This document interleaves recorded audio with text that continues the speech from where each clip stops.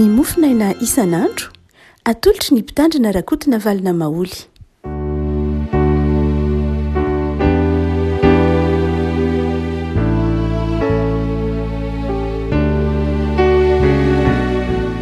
Fanamiraba tsika revako malalatra rety sabotsy farany herinandro fa 7 ny volana aprily ity ny mofinaina voalahatra ho antsika dia ny pistily ho an'ny Hebreo. Hebreo toko 12, Hebreo toko 12, andininy 7 ka hatramin'ny 12. Hebreo toko 12, andininy 7 ka hatramin'ny 12 vakitsika amin'ny anaran'i Jesosy. Famaizana no antony hiaretanareo.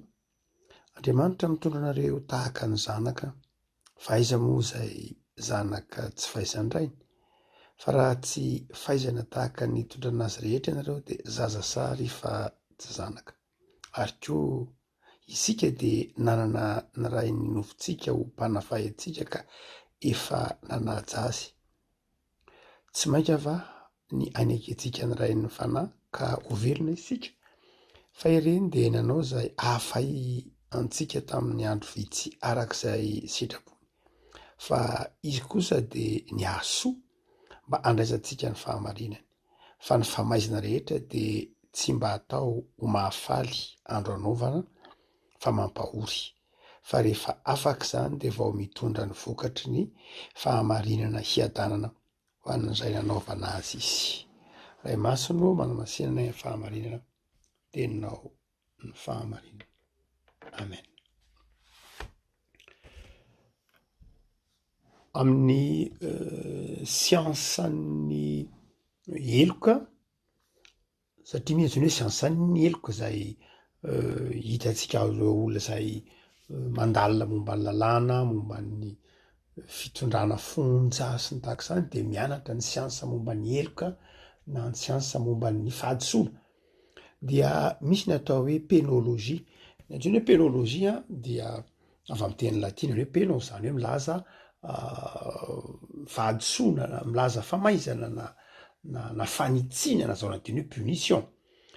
Dia fanjy hoe punition. Ka ny pénologie dia siansa izay fianarana momba ny antsoina hoe famaizana, ny dikan'ny hoe famaizana, ny dikan'ny hoe kapoka, ny antony kapoka, ny fatran'ny sazy izay tokony atao koa amin'ny olona izay nanao fahadisoana. Tsy hoe mitovy daholo akory izany ny hoe ny olona nangalatra atody sy ny olona nangalatra omby. Amin'ny olombelona dia tsy mitovy izany, marina fa amin'ny lalan'Andriamanitra dia nangalatra. Fa amin'ny fiarahamonina dia tsy afaka ny ampitovy an'izany mihitsy izy. Dia zay ny ao anatin'izany fianarana zavatra ohatr'izany no mahatonga ny olombelona namorona ny siansa tsy hoe pénologie. Amin'ity Hebreo toko 12 ity mantsy dia miresaka momba ny famaizana ny pistily ho an'ny Hebreo. Ny famaizan'Andriamanitra ampitahiny amin'ny famaizan'olombelona. Izy manao hoe ny zanakatiana no faizin-drainy.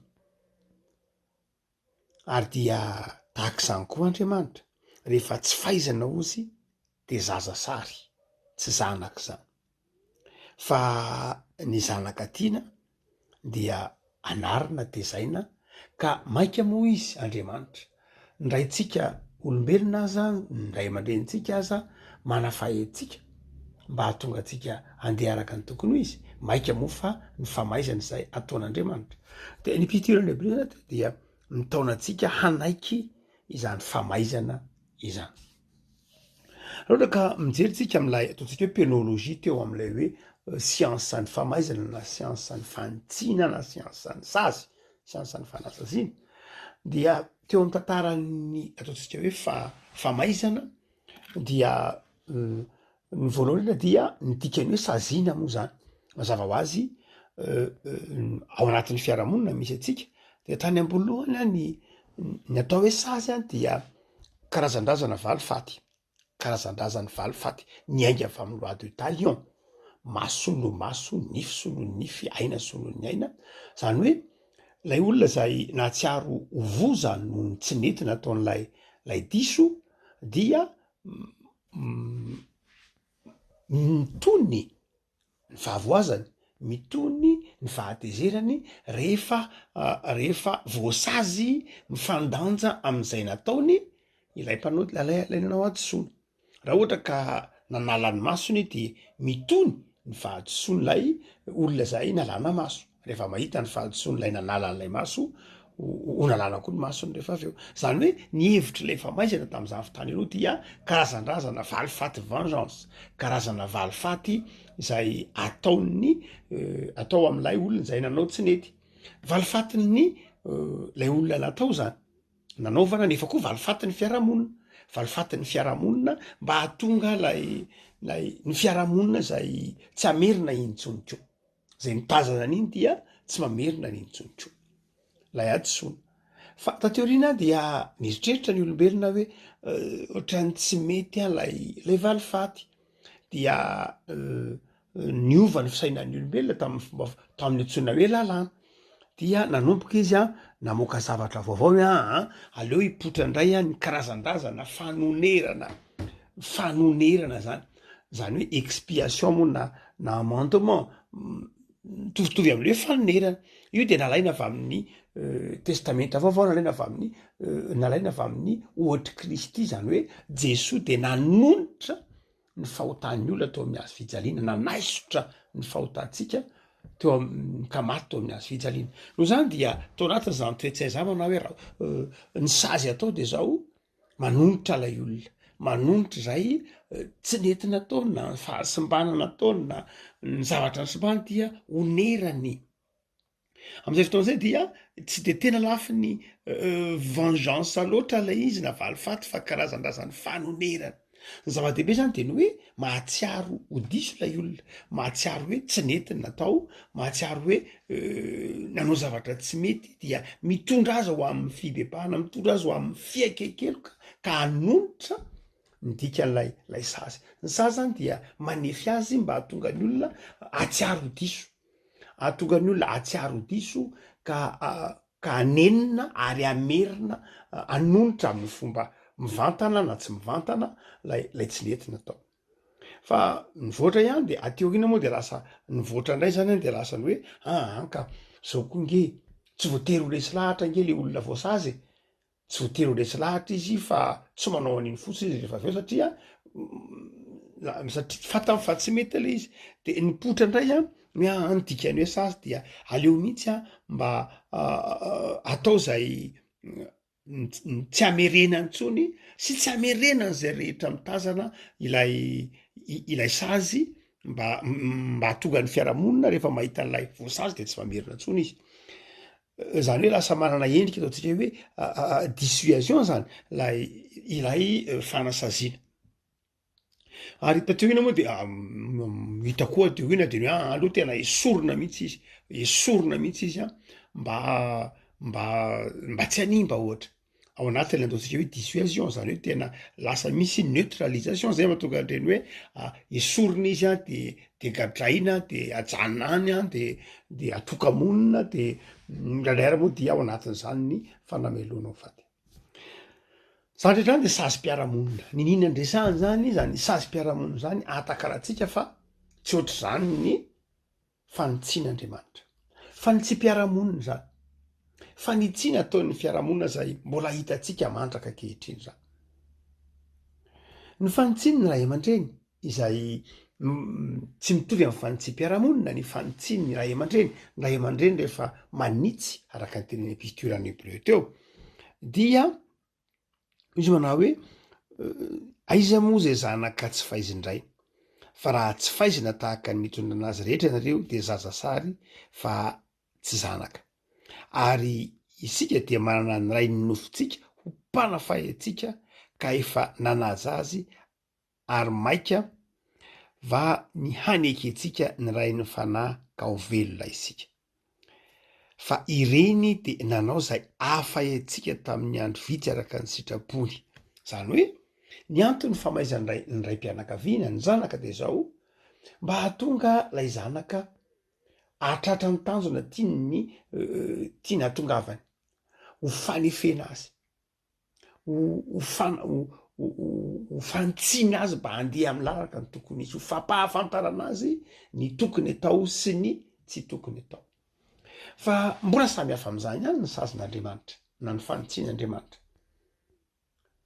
Ny fanitsian'Andriamanitra zay ambaran'ny epistily any Hebreo de izao fanotsiana izay mafy tsy misy olona hoe ny epistily any Hebreo eo faly saziny zany izy manao hoe ny famaizana rehetra de tsy mba atao mahafaly tsisy famaizana tsisy olona faly voasazy zany na voasazan'ny fiarahamonina na voasazan'ny ray aman-dreny tsy misy olona faly voasazy amin'ny fotoana zay hitrangan'ilay sazina rehefa maizana de marary be foana fa rehefa afaka le famaizana ho ny epistily any Hebreo voafantatrao ny dikany zay mahatonga azy miteny manao hoe rehefa afaka zany de vao mitondra ny vokatry ny fahamarinana iadanana zany hoe rehefa dify lay sazy ka nihitsy lay olona de zay vao fantany hoe ary nahasoaka le izy mafy le zavatra le sazy tamin'ny fotoana izay nampiarana azy fa rehefa dify kosa le fotoana dia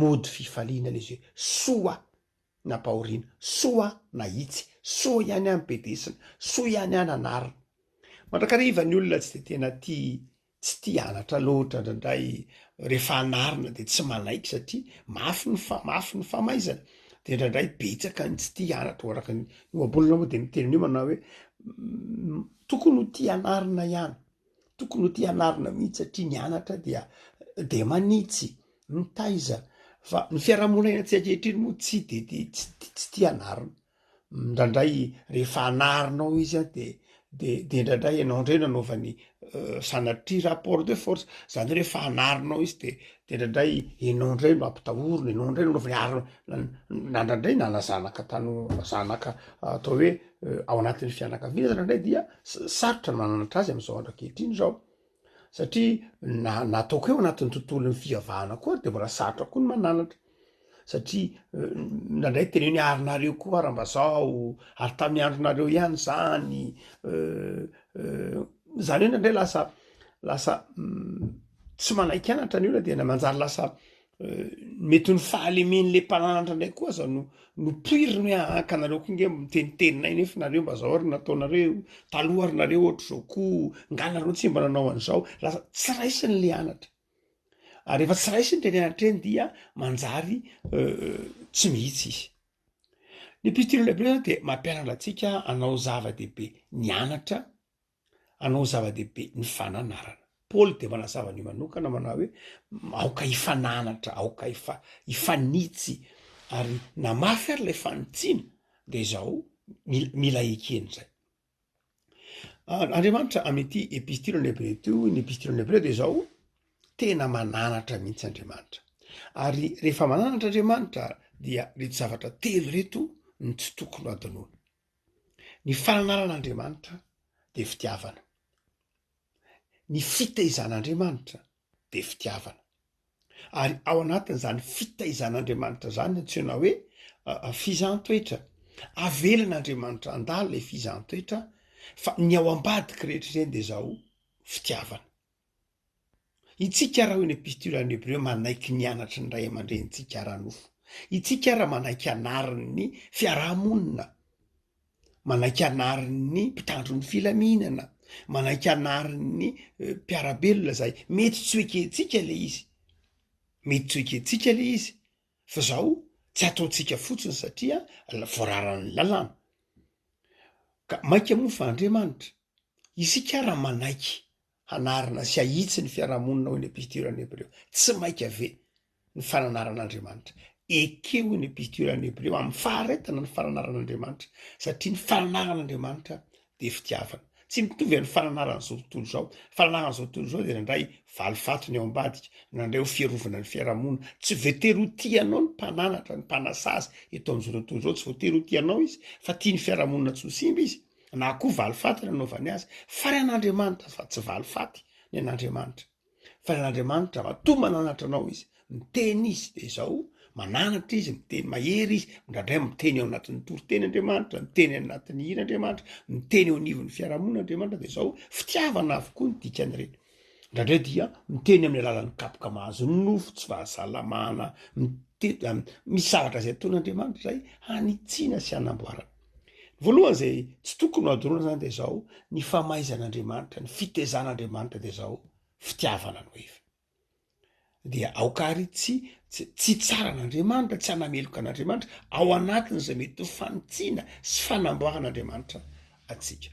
Fa ny faharoa de izao, ny rehefa miresaka hoe sy azo koa isika na ny fanotsiana na ny fanamboarana ataon'Andriamanitra de izao, tsy hoe fitiavana ihany fa faharoa mahasoa lay izy, tena mahasoa. Fitiavan'Andriamanitra ka ny fanamboarana sy ny fanotsian'Andriamanitra de mahasoa atsika. Tsy tian'Andriamanitra ho very isika, tsy tian'Andriamanitra ho simba isika, de izao asian'Andriamanitra zavatra fanotsiana. Tsika lasakatsaina hoe raha ohatra ka tsy nataon'Andriamanitra malala marary ary ny vatan'ny olona, fononahary ny olombelona Andriamanitra, de nataon'Andriamanitra malala marary ny vatana mazava ho azy, de mety mieritreretika hoe maninona re nataon'Andriamanitra malala marary ny olona?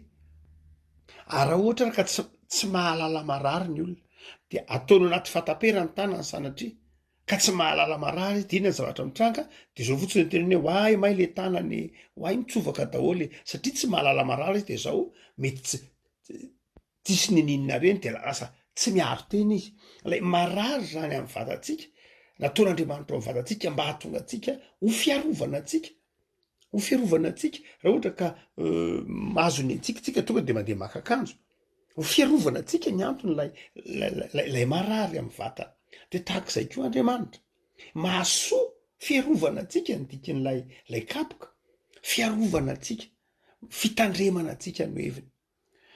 Hotsika manao hoe zava-dehibe zany ny fanotsian'Andriamanitra. Mety misy amintsika mandalo fanotsiana, mety misy amintsika mandalo famaizana, mety pitrango zany hoe epistilany Hebreo amin'ny fiainana kristiana. Tsy voatery hoe famaizana daholo kokory ny zavatsarotra rehetra mitranga amin'ny fiainan'ny olona, tsy voatery hoe famaizana daholo ny fahasarotana mitranga eo amin'ny fiainana kristiana, tsy voatery ho famaizana, fa mety misy famaizana.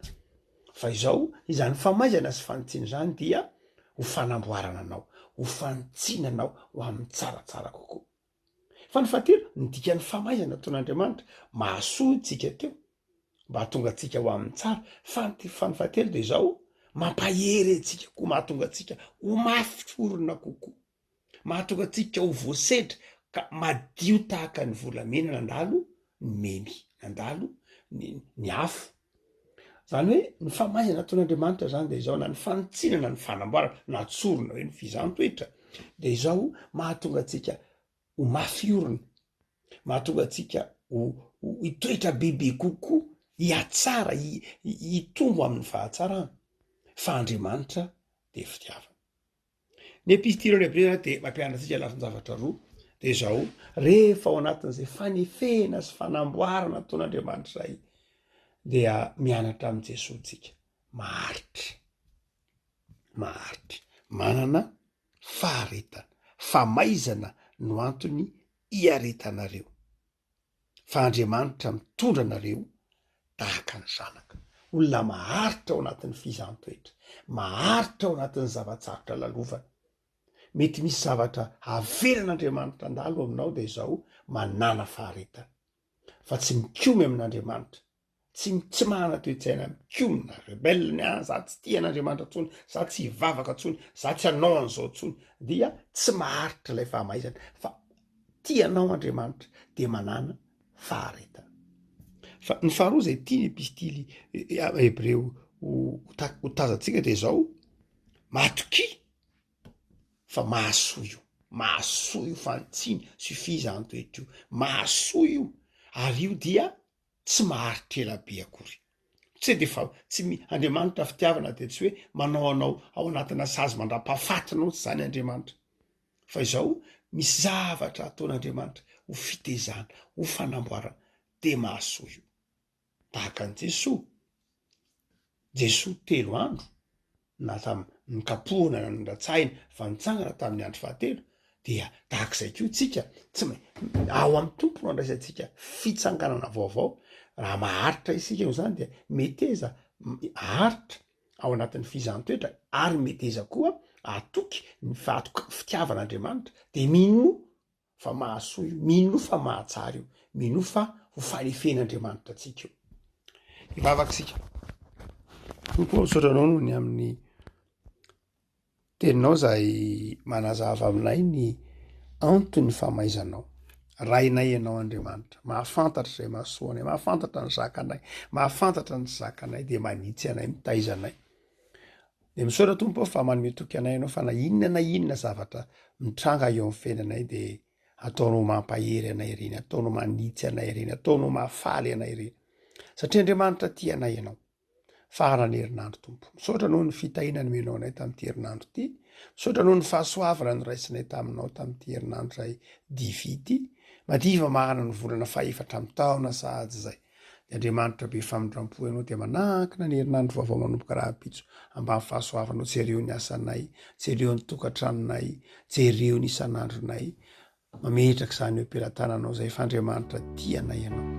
De zay rehetra mahasoa anay tompo, mamakivaky ty herinandro ty dia omeo anay fa Andriamanitra famindrampo sy fitiavana ianao. Saotra Jesosy. Amen.